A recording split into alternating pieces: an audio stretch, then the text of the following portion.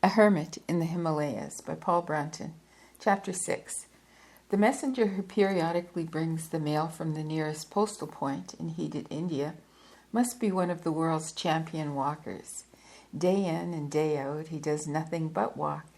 He does his 20 to 25 miles a day by the grace of God and his sturdy shoes, but thinks little of them. He invariably arrives after nightfall, generally soaked to the skin by one of those storms which now attack this region almost daily, opens his valise and deposits the usual budget of letters upon the table. Then, after a meal and a drink and a night's rest, he is off again early next morning, walking the long, lone mountain trails with his own dispatches for civilization. And so he passes his life, a simple, primitive soul, faithful and devoted to his service, ever walking.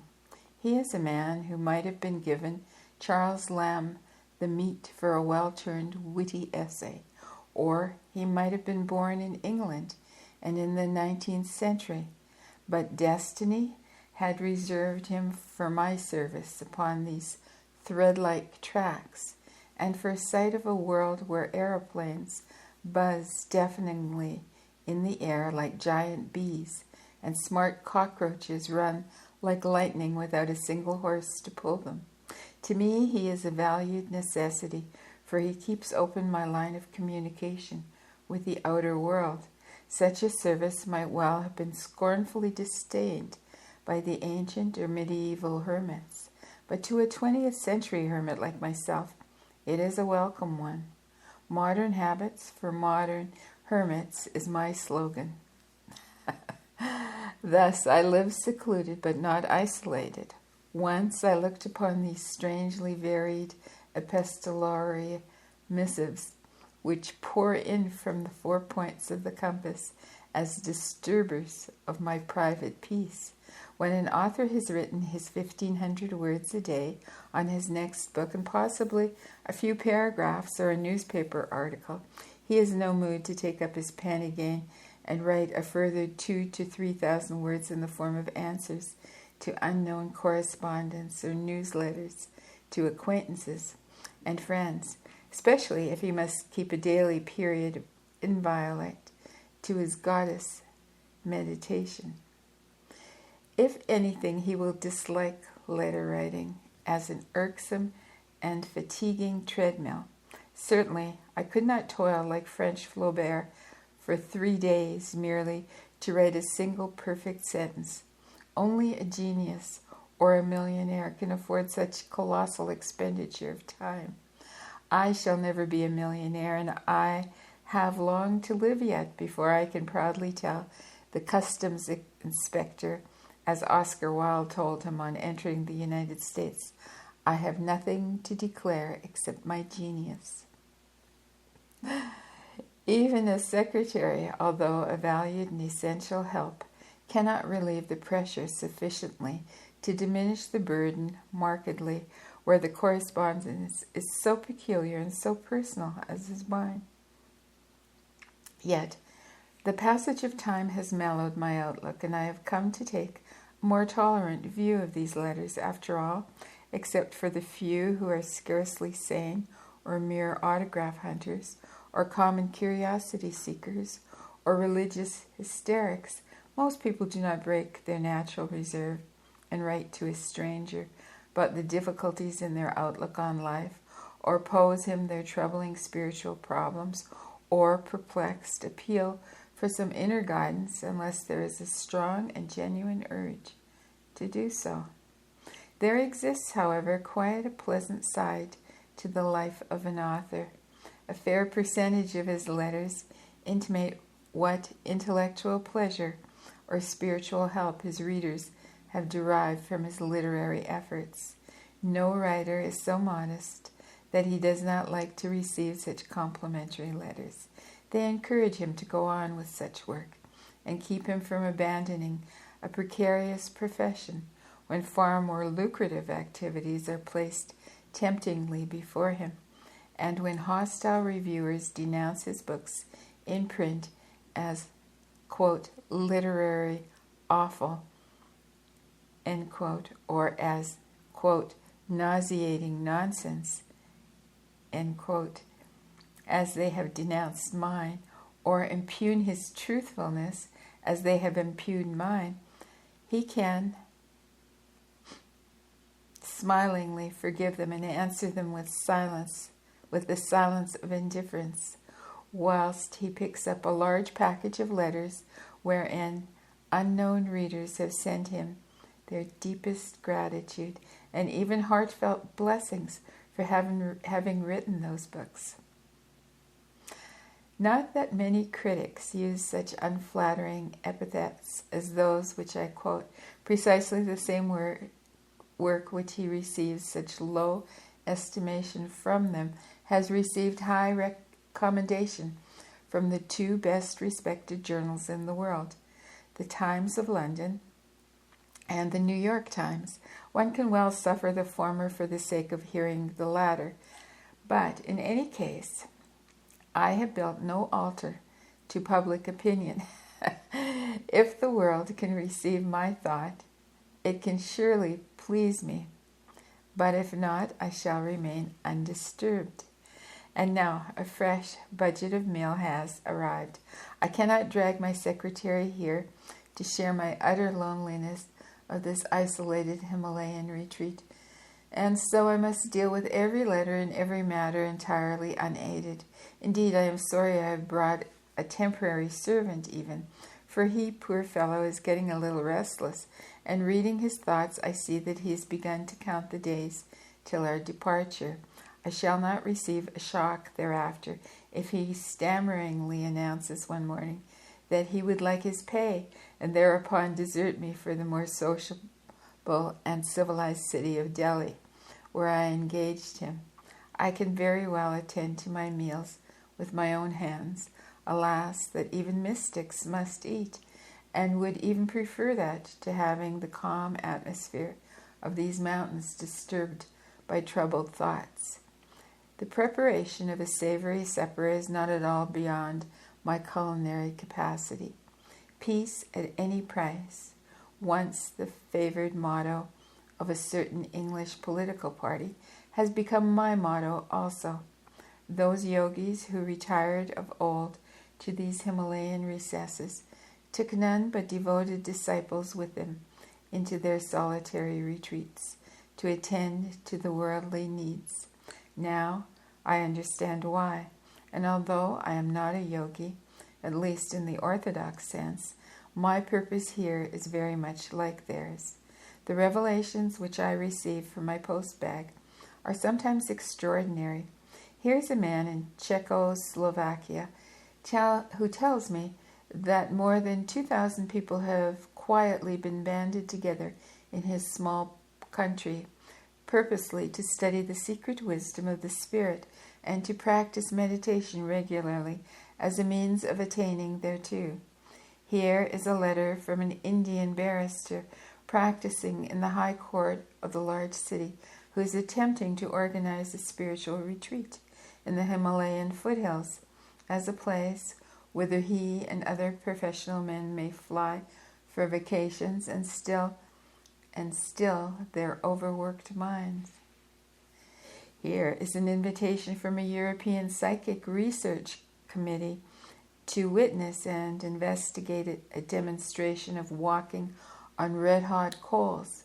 Alas, distance prevents my attendance, but in any case I would prefer to witness and investigate the setting of the sun amid a blaze of golden light. Here is a journalist friend who plunged for 20 years into every kind of misfortune, and who, with proud head but empty purse, tried to make a show before the world, suddenly finds his fate reversed and all the gifts of destiny begin to pour into his lap. Here is an 80-year-old Hindu disciple-hunting charlatan in Madras who offers in a duplicated letter to give the initiations for God, in brackets, sick, S-I-C, and to revive those greater mysteries which have been so jealously guarded and to be put freely and openly before the eyes of men who deserve the same. But as it is necessary to find a permanent building and facilities requisite for doing this work and also for my daily prayers, I charge a nominal fees of 108 rupees for the rich, 40 rupees for the middle class, and 9 rupees for the poor." End quote. Thank heaven I can receive an initiation for God here in the silent mountains without paying a penny, and it would be a better kind of initiation than that old rupee hunter is ever likely to give. But I wonder why he sent that letter to me. I'm sufficiently well known in India to refuse disciples rather than become one. Clearly Darwin's terse definition of the fool is a man who never makes an experiment does not apply to him.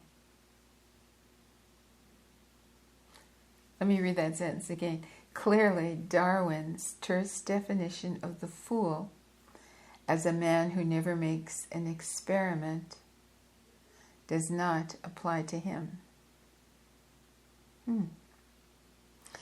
Here is a faithful friend's letter telling of the political troubles in which far-off Europe is plunged and bewailing the ever-present threat of a great war. She is naturally depressed, for she is a general's wife, and she begs me to emerge from my solitude and do something about it. But who am I, my dear friend? An insignificant, itinerant scribbler and a weak and faulty mortal to attack what 1,000 worried politicians and 100,000 bewildered pacifists can tackle far better. Europe has made its own destiny, and under the watchful eyes of the gods, Europe must shoulder it. Every calamity brings its unseen spiritual compensation. Do not despond, however, for there is a back of things. No, for there is a plan, with a capital P, plan, back of things, and at the appropriate hour the presence of higher powers will be clearer before the surprised audience of our world. Our race is being carried through a transitional phase in its lifetime. For the great powers of fate, the unseen guiding forces of history, mobilize at critical periods of human instruments necessary to accomplish both our predestiny and their will, whether for pain or pleasure or both. Who are the real masters of the world anyway? Are they the unconscious puppets whose names appear in the public prints, or are they the divine beings who have had watch and ward over mankind since immemorial days? Meanwhile, root your life in the sacred.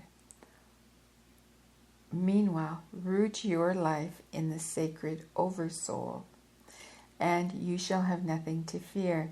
It is exceedingly difficult for the modern mind to conceive of a state wherein the personal ego melts into submission to the impersonal infinite. It seems at first sight impossible that one's entire life, with its joys and sufferings, its fears and hopes, its follies and failures, should become held in suspension, as it were, by a deeper life that arises from a divine source within oneself and transcends it. In this state, there are no yesterdays and no tomorrows, for so only can peace be attained.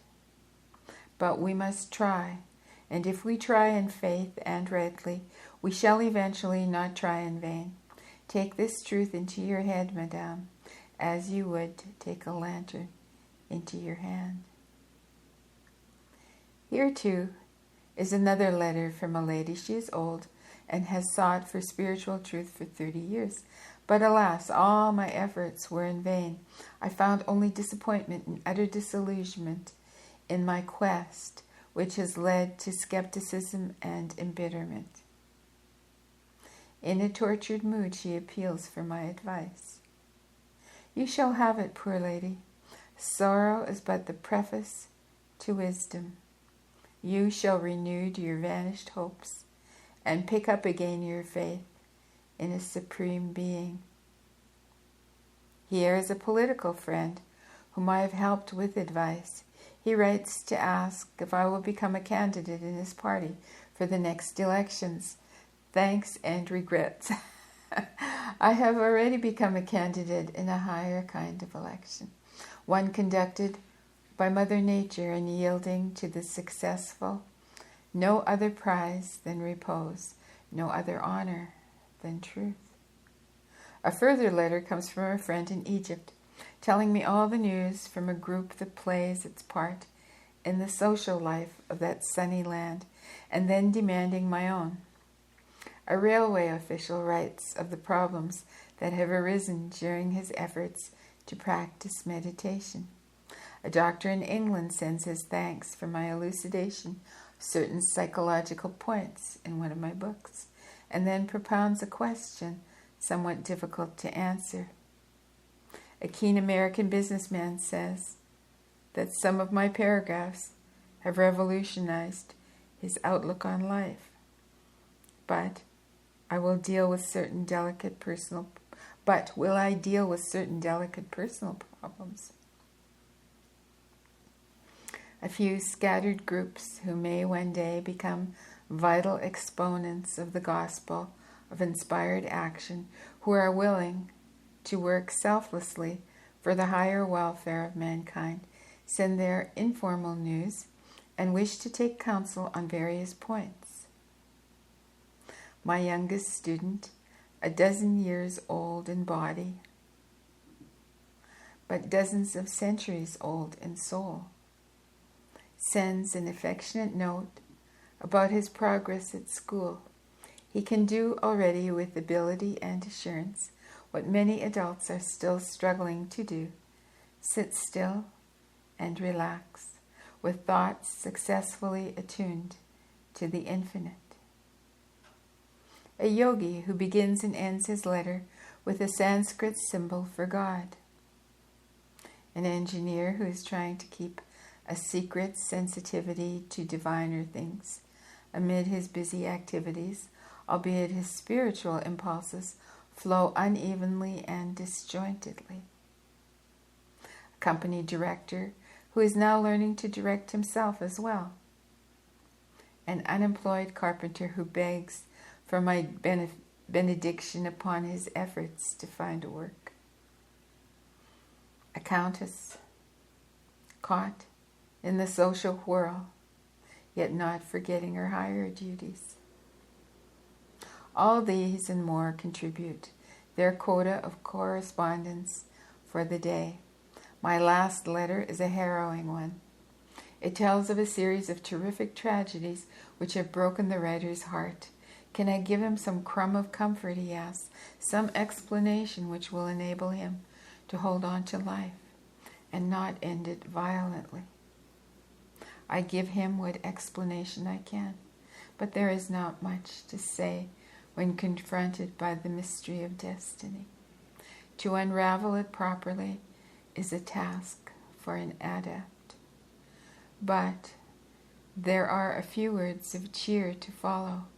Quote, "When the great troubles descend and life seems black with woes, do not mutter mournfully, 'This is the end,' but rather say hopefully, 'This is the beginning.' The occasion should be seized as the opportunity to start a new life, to show forth the positive, courageous, and constructive qualities that lie latent within you. It should be an opportunity to reconstruct your existence on a finer basis, a proper basis, on whose qualities that ought to endure. Conquer your difficulties in the mind first, and then they too will gradually reshape themselves in the external circumstances anew. Let each sorrow, when it comes, be the starting point for a diviner kind of life. You are made in God's image. Oh yes, deep inside you really are. then live up to it. When you refuse to recognize the evil in another person or in a set of circumstances, you diminish its power to affect you. Make of your trouble a means of looking at life from a fresh angle and think about it in a stronger way, a positive way. Be without bitterness concerning that which may have been. Rebellion cannot help you. Wise resignation may. Begin afresh by becoming a fresh personality. Try thus to disarm destiny. Make a list of the things you still possess, both material and spiritual, and you will see that you are not really lost. At the very worst, you will be lost only when you lose all hope, all courage, all trust in the divine healing powers that rule us. The agony of letting go of things is great, yes, but the agony of letting go of hope is greater. Do not submit to this. It's uncalled for. God still exists, and He still cares. I assure you, I have earned the right to write that last sentence, for I have earned it in anguish as keen as your own. End quote. And now I must take my little typewriter out of its much-traveled case and begin to tap out replies, a few, for I lack time to write more.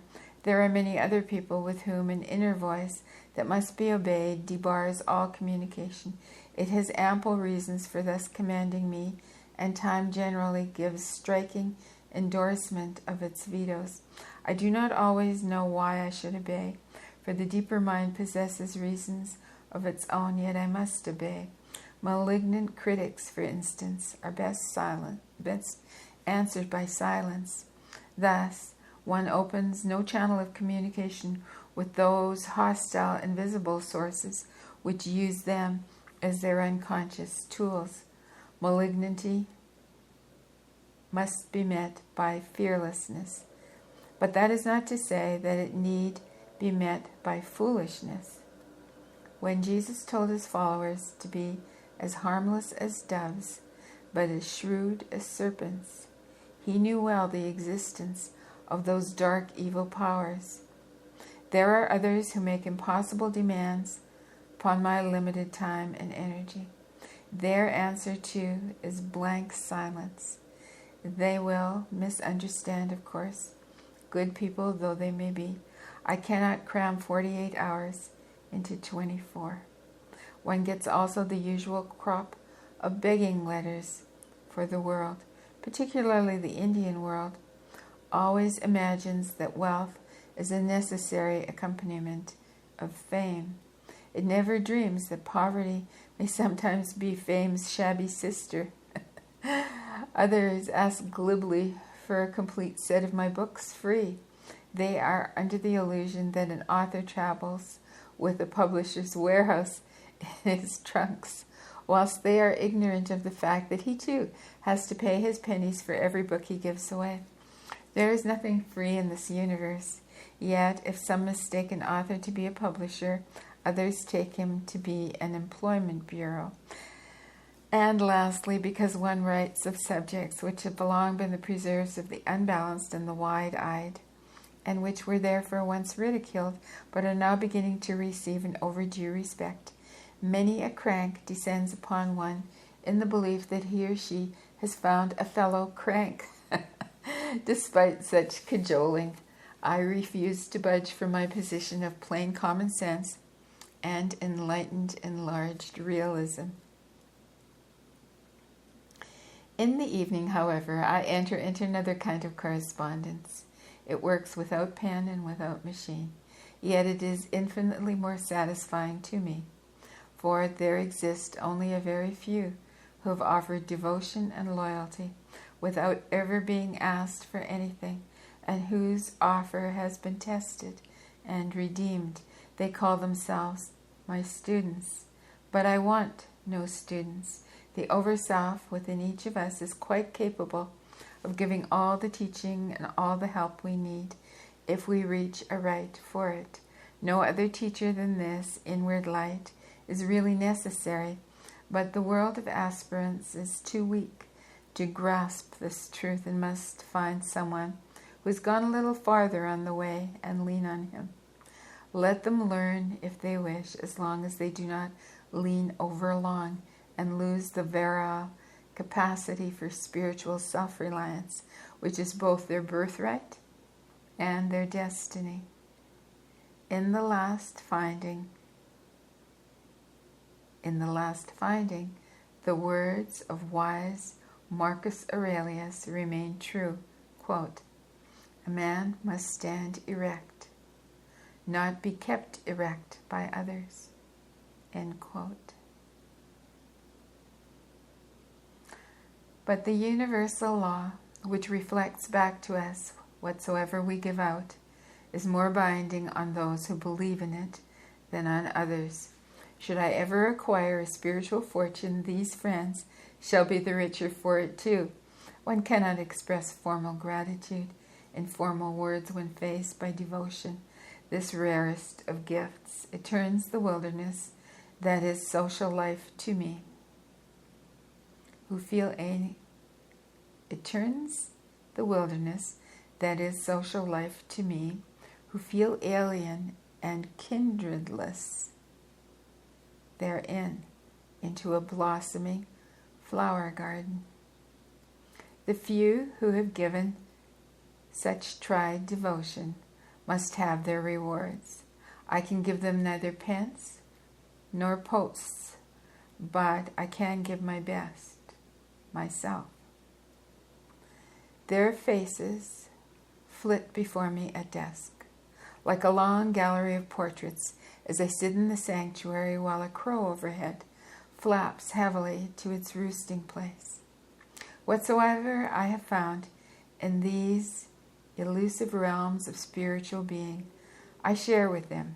If I enter into profound peace, it is not alone for me, but also for them. If I discover the benignity back of nature, the high mood wings its way silently towards them. When the exquisite pulsation of the sacred silence overwhelms me with its sublimity, I telegraph it, as by telepathy, to those faithful souls. They may not always be aware of what is being done for them, because the heavy bars of insensitivity are not easily lifted. But in odd ways and at various times, the accumulated dispatches are ultimately delivered. Sometimes these latter receive no admittance until a sudden sorrow descends to afflict and to harass. Then strength, wisdom, and consolation trickle into the being of the sorrowful and enable them to endure what might otherwise be unendurable. Sometimes an unexpected mood of serenity visits the addresses in the midst of a crowded street, a busy office, or a noisy factory. Then, too, the diurnal activity has not been in vain, but in some way or other, a powerful concentrated thought must eventually reach its goal. The outside world will laugh at these foolish notions. Let it laugh. We who have built up a sincere, affectionate spiritual link, which defies space and survives trials, can afford its laughter, for it is a link which depends neither upon the appearances of social status nor the appurtenances of worldly property, and is therefore fit to become immortal.